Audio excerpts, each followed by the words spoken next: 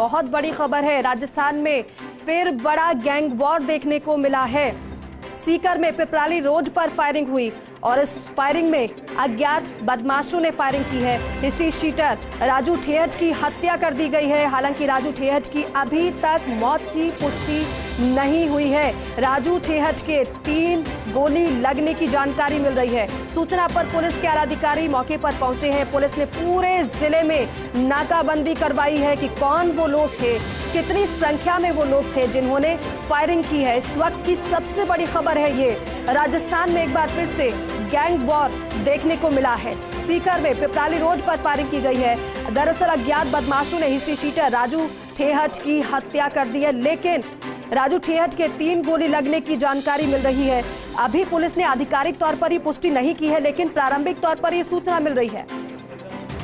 पुलिसकर्मी मौके पर पहुंच चुके हैं। पुलिस ने पूरे जिले में नाकाबंदी करवाई है। तो राजस्थान में एक बार फिर से बड़ा गैंग वॉर देखने को मिला। आलाधिकारी पहुंचे हैं मौके पर। पुलिस ने पूरे जिले में नाकाबंदी करवाई है जिन लोगों ने फायरिंग की। हालांकि ये इतनी आसानी से पूरी वारदात को तो अंजाम नहीं दिया गया होगा। पहले से रेकी की गई होगी, प्री प्लानिंग की गई होगी, उसके बाद ही इस तरह से इस वारदात को अंजाम दिया गया होगा। सूचना पर पुलिस के आलाधिकारी मौके पर पहुंचे हैं। पुलिस ने पूरे जिले में नाकाबंदी करवाई है और समय समय पर हम देखते हैं कई बार गैंग वॉर देखने को मिलता है। राजस्थान में फिर बड़ा गैंग वॉर देखने को मिला है। सीकर में पिपराली रोड पर फायरिंग की गई और उस फायरिंग में अज्ञात बदमाशों ने हिस्ट्री शीटर राजू ठेहट की हत्या कर दी। हालांकि राजू ठेहट की अभी तक मौत की पुष्टि नहीं हुई है, क्योंकि पुलिस ने आधिकारिक तौर पर पुष्टि नहीं की है, लेकिन प्रारंभिक तौर पर यही जानकारी मिल रही है कि हत्या कर दी गई है राजू ठेहट की। अब पुलिस पूरे जिले में पुलिस ने नाकाबंदी करवाई है कि अगर इधर उधर वो जो बदमाश अज्ञात जिन्होंने फायरिंग की वो अगर वहां भागे हो तो उनको पकड़ा जा सके, और इसलिए नाकाबंदी भी करवाई गई है। बड़ा हिस्ट्री शीटर राजू ठेहट जिसकी हत्या कर दी गई। हालांकि बार बार हम इसलिए कह रहे हैं कि अभी तक मौत की पुष्टि नहीं हुई है, क्योंकि पुलिस की तरफ से कोई आधिकारिक बयान नहीं सामने आया है। सिर्फ इतना कहा जा रहा है पुलिस की तरफ से कि हाँ फायरिंग हुई है, गोली लगी है राजू ठेहट के, और साथ ही साथ जैसे कि सहयोगी मेरे सत्यनारायण हमें बता रहे थे कि एक और व्यक्ति उसके साथ मौजूद था, उसको भी गोली लगी है। लेकिन अब इंतजार पुलिस के आधिकारिक बयान का किया जा रहा है, आधिकारिक पुष्टि का किया जा रहा है कि जो खबर मिल रही है कि राजू ठेहट की हत्या कर दी गई है, उस पर आधिकारिक पुष्टि का इंतजार अभी हो रहा है। राजू ठेहट के 3 गोली लगने की जानकारी मिल रही है। तो क्या 3 गोली लगने से राजू ठेहट की मौत हो गई, हत्या कर दी गई, या फिर जिस तरह से पुलिस से कह रही है कि अभी अस्पताल में ले जाया गया है राजू ठेहट को, और इसीलिए इंतजार ये हो रहा है कि पुलिस कुछ पुष्टि करे आधिकारिक तौर पर इस पूरे मामले में। ऑफिशियल तौर पर पुलिस की तरफ से बयान का इंतजार किया जा रहा है। अब देखना यह है कि पुलिस क्या कहती है। एक बड़ा गैंग वॉर राजस्थान में एक बार फिर से देखने को मिला है, और इस पूरे खबर पर ज्यादा जानकारी जितनी भी मिलती रहेगी, अपडेट आप तक हम पहुंचाते रहेंगे। लेकिन प्रारंभिक जो जानकारियां हैं वो फर्स्ट इंडिया आप तक पहुंचा रहा है। सूचना पर पुलिस के आलाधिकारी मौके पर पहुंचे हैं। रमेश शर्मा मेरे सहयोगी हमारे साथ फोनलाइन पर जुड़ गए। रमेश, अभी और क्या जानकारी मिल रही है इस खबर से संबंधित? बिल्कुल बताना चाहूंगा कि एसपी मौके पे पहुंचे हैं। चारों तरफ से कड़ी नाकेबंदी की गई है ताकि जो भी बदमाश हो जिले से बाहर नहीं निकले जाए। विशेषकर हरियाणा की जो सीमा है उसको सील किया गया है, झुंझुनू चूरी की सीमाओं को, जिससे कि बदमाश का भागने का जो रास्ता है सीकर से वो एकमात्र यही है कि यहाँ के जो बदमाश होते हैं वो शार्प शूटर जो बाहर से भी आते हैं वो केवल हरियाणा का रास्ता अपनाते हैं। तो हरियाणा की सीमाओं को पूरी तरीके से सीज किया गया है और एस श्रेणी की नाकेबंदी कराई गई है, जिससे कि कहीं बदमाश भाग नहीं सके। और काफी पुलिस के अधिकारी मौके पे पहुंचे, एडिशनल एसपी मौके पे पहुंचे हैं। कम से कम आधा दर्जन थानों की पुलिस है वो मौके पे पहुंची है और एक सख्त अभियान चलाया गया है बदमाशों के खिलाफ। जी, सर्च अभियान चलाया गया बदमाशों के खिलाफ। रमेश, कितनी संख्या में ये बदमाश रहे होंगे, पुलिस कुछ बता रही है क्या? एक गाड़ी की लोकेशन जरूर आ रही है जिसमें फॉर्च्यून गाड़ी बताई जा रही है, जिसमें एक सीसीटीवी कैमरों में जो फुटेज खंगाले जा रहे हैं पुलिस आसपास में, क्योंकि एक एजुकेशन सेंटर है, बड़ा एजुकेशन सेंटर है और जहां फायरिंग हुई है वहीं एक बड़ी संस्था है जहां बच्चों का आना जाना है। तो यहाँ सबसे बड़ी क्लू जो मिलेगा पुलिस को वही है कि सीसीटीवी कैमरों में गाड़ी की लोकेशन जरूर मिली है, जिससे कि बदमाशों को पहचान जा सके और पूरी की पूरी वारदात। लोकल गैंग सक्रिय है रमेश, क्या कोई लोकल गैंग वहां सक्रिय है? बताना चाहूंगा कि राजू ठेठ के साथ कई लोकल लोग थे, उनसे भी उनकी दुश्मनी थी, लेकिन इससे बड़ी बात यह है कि दूसरी जो गैंग थी जो कई दिनों से इसे मारना चाह रही थी, कई दिनों से एक बार पहले भी इस तरीके की वारदात हुई थी लेकिन वो बच निकला था, लेकिन आज वो वारदात का शिकार हुआ है। और लोकल लोगों से तो उनकी थी दुश्मनी, इसके अलावा राज्य भर की कई गैंग थी जो राजू ठेठ को मारना चाह रही थी। ठीक है रमेश, आप हमारे साथ बने रहिए। सत्यनारायण जी भी हमारे साथ जुड़े हैं। सत्यनारायण, बाकायदा राजू ठेठ को लेकर जब हमने प्रोग्राम किया तो एक चीज सामने आई थी गैंग्स ऑफ राजस्थान में कि राजू ठेठ अब अपराध की दुनिया से बाहर निकलना चाहता है, वो अपराध की दुनिया को छोड़ना चाहता है, लेकिन इस गैंगवार ने बता दिया कि अपराध की दुनिया में एंट्री होती है, एग्जिट नहीं होता है। बिल्कुल, जब हमने राजू ठेठ के बारे में प्रोग्राम किया था तो एक बात पता लगी थी कि इस अपराध की राह में आना आसान है लेकिन यहाँ से बाहर निकलना काफ़ी मुश्किल है। कोई भी अपराधी एक बार इसमें राह में आ जाता है तो दोबारा उसका बाहर निकलना काफ़ी मुश्किल होता है, क्योंकि राजू ठेठ के पीछे राजस्थान की गैंग नहीं बल्कि दिल्ली का काला जठेड़ी हो, चाहे वो लॉरेंस बिश्नोई गैंग हो, चाहे वो आनंदपाल गैंग हो और चाहे वो अन्य गैंग हो, एमपी, यूपी, हरियाणा, पंजाब और राजस्थान की कई गैंग्स ऐसी थी जो राजू ठेठ के पीछे लगी हुई थी, राजू ठेठ को मारना चाहती थी। पहले भी एक बार जेल के अंदर इसका जब गोलियां लगी राजू ठेठ के तो एक गोली उसके गर्दन में अभी भी फंसी हुई थी और डॉक्टर का मानना था कि अगर एक गोली निकाली जाती तो राजू ठेठ मर जाता। तो राजू ठेठ उस गोली के सहारे अभी तक जीवित था, लेकिन माना जा रहा था कि राजू ठेठ अब अपराध की दुनिया से बाहर निकल चुका है, वो पॉलिटिकल की तरफ बढ़ रहा था। जो राजनीतिक गुरु कहते हैं कि राजू ठेठ अब चुनाव लड़ना चाहता था, लेकिन चुनाव लड़ने से पहले ही ये घटनाक्रम बड़ा घटनाक्रम हो गया। सत्यनारायण, क्या आपको लग रहा है कि राजू ठेठ ने ये सोचा कि उसके जितने भी दुश्मन है या तो सलाखों के अंदर है या फिर मारे जा चुके हैं, फिर चाहे बात आनंदपाल की हो, बानुड़ा की हो,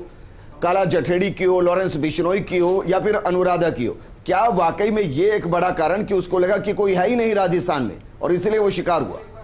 देखिए, राजू ठेठ को कहीं ना कहीं डर जरूर था कि उसकी जान कभी भी जा सकती है, क्योंकि कई गैंग्स उसके पीछे थी। ऐसे में बता दूं आपको कि राजू ठेठ अपने साथ हमेशा 4 गनमैन, निजी अंगरक्षक वो रखता था, लेकिन ये जो समय था या तो इसकी रेकी की गई थी कि राजू ठेठ कब अकेला रहता है, कब उसके साथ गनमैन नहीं रहते। 4 गनमैन उसके साथ नहीं थे। पिपरौली रोड पर जो बदमाश आए, 6 बदमाश जो संख्या बताई जा रही है, 6 आदमी थे, पैदल थे, राजू ठेठ गोली मारी। गोली मारने के बाद में उन्होंने वहां से जा रही एक युवक की गाड़ी छीनी है, उस युवक को गोली मारी है, उसके बाद में उनका कार लेकर वो फरार हो गए। फिलहाल जयपुर के आसपास की अगर बात करें, चूरू, झुंझुनू और जितने भी शेखावाटी का इलाका है, फिलहाल झुंझुनू और उसके लगता हुआ हरियाणा बेल्ट, वहां पर कड़ी नाकाबंदी करा दी गई है। किसी भी गाड़ी की एंट्री और आउटिंग दोनों ही बंद कर दी गई है। हर गाड़ी की तलाशी ली जा रही है जिससे कि जो बदमाश है उनको गिरफ्तार किया जा सके, लेकिन अभी तक किसी भी गैंगस्टर्स ने इसकी जिम्मेदारी नहीं ली है।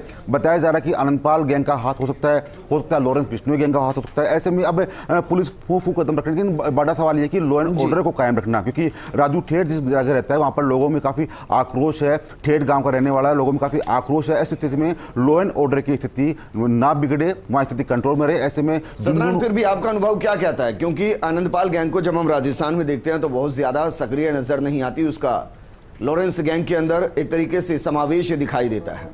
बानुड़ा गैंग हो गई, काला जठेड़ी हो गया। क्या वाकई में आपको लग रहा है कि जिस तरीके से घटनाएं घटी, सिद्धू मूसेवाला को जिस तरीके से मारा गया, क्या लॉरेंस बिश्नोई एक बड़ा नाम हो सकता है इसके पीछे जिसने इस गैंगवार को अंजाम दिया?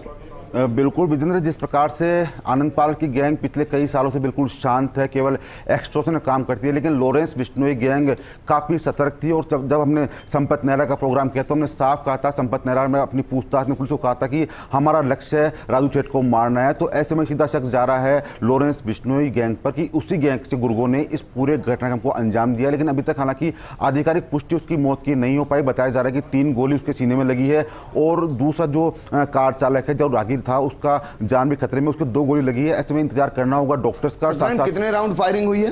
देखिए 3 राउंड फायरिंग हुई है, जिसमें 3 गोली राजू ठेठ की गोली में सीने में लगी है। लेकिन सबसे बड़ी बात यह है कि राजू ठेठ के गर्दन में पहले ही गोली अटकी हुई है। ऐसे में ये घटनाक्रम होना कहीं ना उसकी जान सांसत में आ सकती है। ऐसे में माना जा रहा है कि राजू ठेठ की मौत हो चुकी है, लेकिन अभी तक इसकी आधिकारिक पुष्टि नहीं हो पाई है। प्रारंभिक तौर पर यह जानकारी सामने आ पाई कि कौन से वेपन का इस्तेमाल किया गया, क्योंकि वेपन के जरिए भी ये पता लग सकता है कि गैंग कितनी बड़ी है।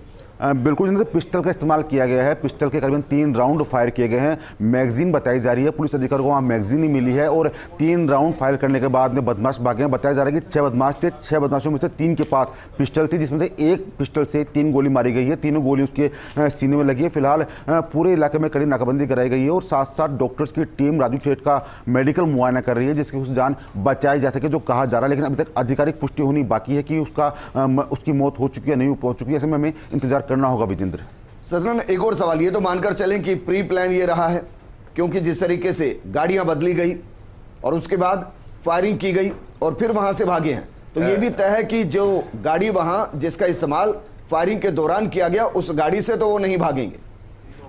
बिल्कुल विजेंद्र, प्री प्लान है, पहले रेकी की गई है, क्योंकि राजू ठेठ हमेशा अपने साथ 4 अंगरक्षक रखता था। चारों के पास पिस्टल होती थी, क्योंकि राजू ठेठ जानता था कि किसी भी गैंग का सदस्य उसको मार सकता है। ऐसे में अभी से नहीं बल्कि कई सालों से वो अपने साथ 4 गनमैन जरूर रखता है। ऐसे में जो आज जो घटना हुई, उस पर बदमाशों को ध्यान था कि राजू ठेठ के साथ कब गनमैन नहीं रहते, राजू ठेठ कब अकेले रहता है, और शायद इसीलिए आज का वक्त मुकर्रर हुआ, आज का समय मुकर्रर हुआ, इस घटनाक्रम को अंजाम दिया। बदमाश शातिर है, क्योंकि उन्होंने कई गाड़ियां चेंज की है, एक के बाद एक गाड़ी वो बदल रहे हैं, लेकिन जो सीमा है, रास्ता की सीमा, वो शायद अभी तक वो पार नहीं कर पाए। और ये एक सतर्कता है झुंझुनू एसपी मृदुल कछावा की, जिन्होंने पहले ही पूरी हरियाणा बॉर्डर को ब्लॉक कर दिया। कोई भी गाड़ी की एंट्री या फिर कोई भी गाड़ी को बाहर जाना नहीं दिया जा रहा। और माना जा रहा है कि थोड़ी देर में जब एसपी बाहर आएंगे तो उनके बयान से अधिकृत हो पाएगा कि राजू ठेठ की मौत हो चुकी है या फिर राजू ठेठ घायल है। इसकी कितनी संभावना है कि कोई उभरता हुआ गैंगस्टर इसमें शामिल हो, क्योंकि अमूमन यह देखा जाता है कि अगर किसी को अपना खौफ पैदा करना है तो या तो वो किसी गैंगस्टर के साथ गैंगवार करता है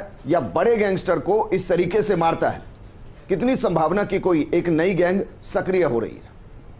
विजेंद्र, देखिए इसकी नई गैंग की संभावना बिल्कुल शून्य है, क्योंकि राजू ठेठ जिस स्तर का गैंगस्टर था तो उस तक पहुंचना काफ़ी मुश्किल है। एक बड़ी रेकी करनी होती है राजू ठेठ की हत्या के लिए। आनंदपाल गैंग हो चाहे राजू ठेठ का, राजस्थान के अंदर 2 ही गैंग बड़ी मानी जाती है। हालांकि लॉरेंस बिश्नोई गैंग का एंट्री बाद में होती है। राजस्थान की जो गैंग की बात करें तो 2 गैंग बड़ी थी, आनंदपाल गैंग और राजू ठेठ गैंग। आनंदपाल का खात्मा हो चुका है, उसकी गैंग बिल्कुल निचले स्तर पर है, लेकिन राजू ठेठ की गैंग अभी भी कायम थी। हालांकि राजू ठेठ नहीं, जो छोटे मोटे काम थे, गंदे काम थे, वो छोड़ दिए थे उसने। वो एक अच्छी राह अपना चाहता था, वो चाहता था कि पॉलिटिकल वो अपना जीवन शुरू करे, लेकिन उससे पहले इस घटनाक्रम को अंजाम दिया गया है। फिलहाल पूरे राजस्थान के अंदर बात करूं कि गैंग्स को टारगेट किया जा रहा है, लेकिन जो शख्स जा रहा है वो लॉरेंस बिश्नोई गैंग पर जा रहा है कि लॉरेंस बिश्नोई किसी गुर्गे ने इस घटनाक्रम को अंजाम दिया। फिलहाल मौके से फरार हो गया है। पूरे राजस्थान, विशेषकर चूरू, झुंझुनू और शेखावटी इलाके की बात करें तो शेखावटी इलाके में कड़ी नाकाबंदी करवाई गई है और यह भी ध्यान रखा जा रहा है कि अगर राजू ठेठ की मौत हो जाती है तो लॉ एंड ऑर्डर ना बिगड़े, वो मेंटेन रहे। विजेंद्र, सदरंग, अमूमन ऐसा होता है कि जब इस तरीके की घटनाएं होती हैं उसके बाद गैंगवार की संख्या बढ़ती है, क्योंकि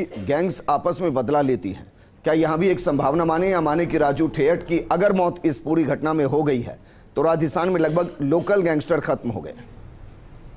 बिल्कुल विजेंद्र, जहाँ तक हम नाम लेना नहीं चाहेंगे, लेकिन पुलिस अधिकारियों का मानना है कि शायद अब आराम हुआ राजस्थान के लिए, क्योंकि अगर मौत हो चुकी है, क्योंकि लगातार गैंगस्टर्स बढ़ते जा रहे हैं राजस्थान के अंदर। और विशेषकर शेखावटी इलाका ऐसा है जहाँ पर गैंग उपस्थिति है, पनपती है और बढ़ती है, अपना दबदबा कायम रखती है। और उसके बाद में राजस्थान नहीं अपितु हरियाणा, पंजाब और अन्य जो बॉर्डर हैं वहाँ पर ही अपने वारदातों को अंजाम देती है। फिलहाल राजू ठेठ की अगर मौत हो जाती है तो उसके बाद में लॉ एंड ऑर्डर को मेंटेन करना काफ़ी बड़ा मशक्क़त भरा पुलिस के लिए होगा, क्योंकि जो गांव है वो पूरा इलाका है, राजू ठेठ को देवता मानता है। ऐसे में इंतजार करना होगा जब पुलिस अधिकारी क्या कुछ बयान देते हैं, क्या कुछ डॉक्टर्स की टीम बताती है, उसका इंतजार हमें करना होगा। विजेंद्र, क्या लॉ एंड ऑर्डर के लिए आनंदपाल जैसी स्थिति पैदा हो सकती है, या मानकर चलें कि पुलिस के पास अनुभव है, उस तरीके की स्थिति पैदा नहीं होने देंगे?